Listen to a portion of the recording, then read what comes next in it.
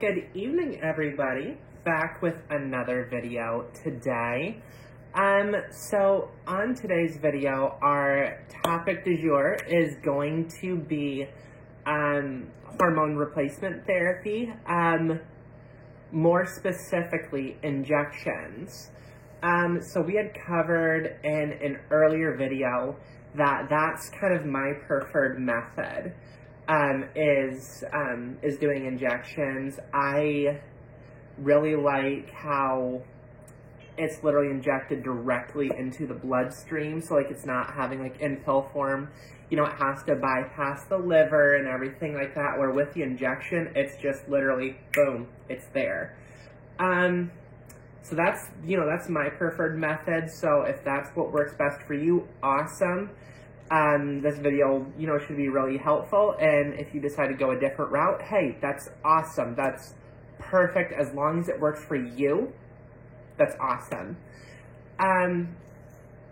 But the biggest thing that I would tell you in doing injections is honestly just make sure that you're being safe about it. Make sure you're being hygienic about it.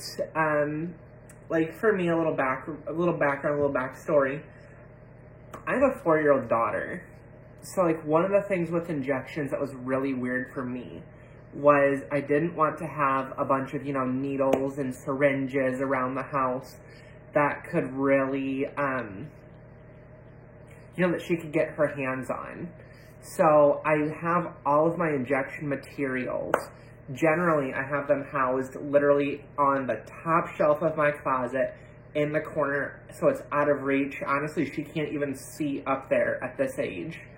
And then, like, you know, after I'm done with my injection, you can literally get these miniature sharps containers at Walmart. This one here costed me $2. So, like, if I go on vacation or something like that, I literally take this with me. Because, you know, I can just needles in there when I'm done, and there's no way, you know, that they can accidentally fall into the wrong hands.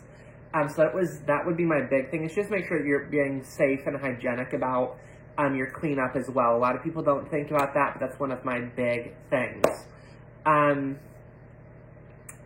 that, let's just talk supplies. So, obviously, you know, from the pharmacist, got my little vial of estradiol here. But then past that, literally, my syringe, a 1 milliliter syringe, makes it nice and easy to get those fine-tuned measurements. Got these guys off of Amazon, pack of 100, so that basically covers me for about a year, which is awesome. And then hypodermic needles. The one that I use, it's a 25 gauge. So, you know, it's nice and thin, doesn't hurt going in, yada, yada. And then I also use a 18 gauge needle. Now, this is literally just for drawing the medication out of the vial. That's literally its sole purpose. But these guys here, I don't get these guys off of Amazon. This is the only part I don't get off of Amazon.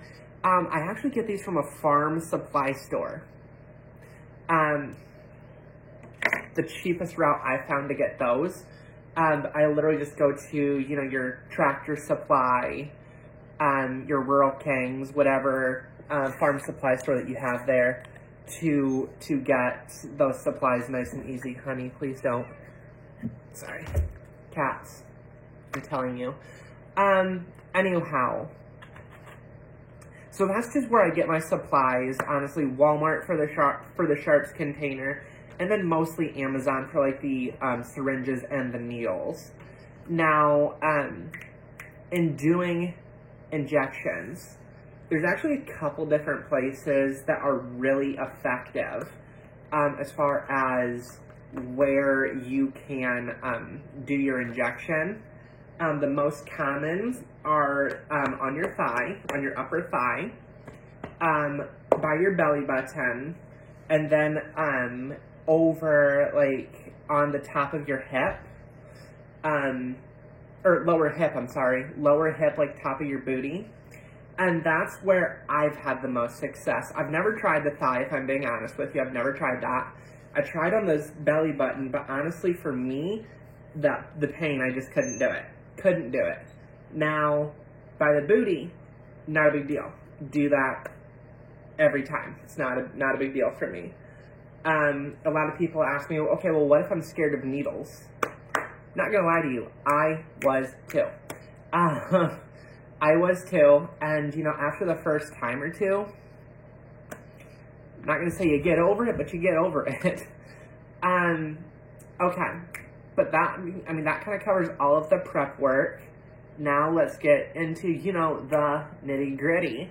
So I have my needle, my syringe, everything already prepped for me here. I have my vial with the correct, or my syringe with the correct amount of medication. So let me just kind of do a little demonstration for you, okay? So I'm gonna get up here, give myself some room. Okay. So like I said, literally like right here, that's my sweet spot. So what you're gonna do is you're just gonna line it up, give yourself a little deep breath, and go in. And then after it's in, you're gonna pull out on the top just a little bit. It's called aspirating the needle. And the goal here is you're just making sure that, you know, we didn't puncture a blood vessel or anything like that, because that's not where you want it to go. But, so basically when you do that aspiration, the goal is that you don't see blood going in. And in this case, it's still clean, we're still good. So then it's just, you know, inject the medication into the bloodstream. Once it's in, we pull the needle out. I give it a little rub. And from there, we're golden. Literally all there is to it, I put the cap back on, and in the sharps container. From there,